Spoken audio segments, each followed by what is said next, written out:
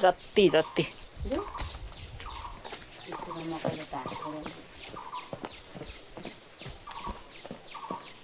फुल sleeve भएको लाउनु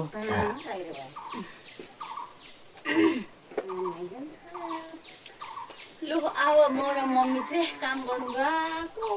जाउँ हामी एक्टिङ भन्ने छैन फेरि भन्छ भाइ एक्टिङ मम्मी र म चाहिँ काम गर्नु गएकै अब बुढा उखाल्नु कति भयो भिडियो कति हो